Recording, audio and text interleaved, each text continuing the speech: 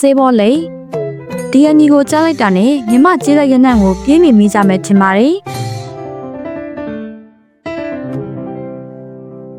တနက်ဖက်ထဲမှာဆေးရွက်ကြီးထည့်လိုက်ထားတဲ့ဒီဆေးဘောလိပ်တွေဟာတောက်သုံးစရာတစ်ခုတည်းပိုတဲ့အဓိပ္ပာယ်တွေရှိနေပါတယ်တမိုင်းကြောင်းအရာဆေးဘောလိပ်ဟာကုန်းမောင်ခေတ်နှောင်းကာလကလေးကနန်းတွင်ထိဝင်ရောက်ခဲ့ပါတယ်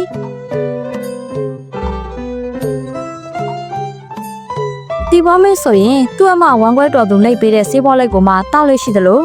ပါတော်မူချိန်မှာစူပီယာလက်ဟာဆေးလိပ်တောက်ချင်လို့ဂေါ်ရာစစ်သားတွေစီကနီးချက်တောင်းလိုက်ရတဲ့အထိဖြစ်ခဲ့ပူပါတယ်H. Vaden Hall ရဲ့မှတ်တမ်းရလဲ9နှစ်အရွယ်ကလေးတွေပါဆေးလိပ်နဲ့မကင်းခဲ့ကြပါဘူးဆေးဆက်တဲ့နေရာမှာလဲကုန်းဆေးနဲ့ကျွန်းဆေးဆိုပြီး2မျိုးဆက်ရပါတယ်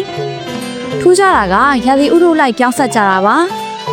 စောင်းရံသည်လို့အေးရဲ့အချိန်မှာအပြင်းစားဆက်လက်ရှိပြီးနွေရာသီပူပင်းချိန်မှာတော့အပြော့စားပြောင်းဆက်ကြပါတယ်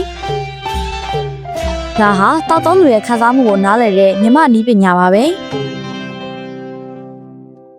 နောက်ထပ်မြှဝက်ချက်ကတော့မီးဆွဲအောင်ပြုလုပ်တာပါဆေးရွက်ကြီးတီးတန့်ဆိုရင်မီးမဆွဲနိုင်လို့အရက်ကိုထည့်သွင်းရောဆက်ရပါတယ်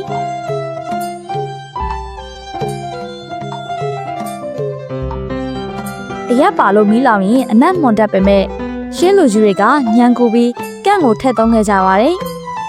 ဒါမှအနက်မွန်တာပျောက်ပြီးမီးဆွဲအားကောင်းစေတာပါ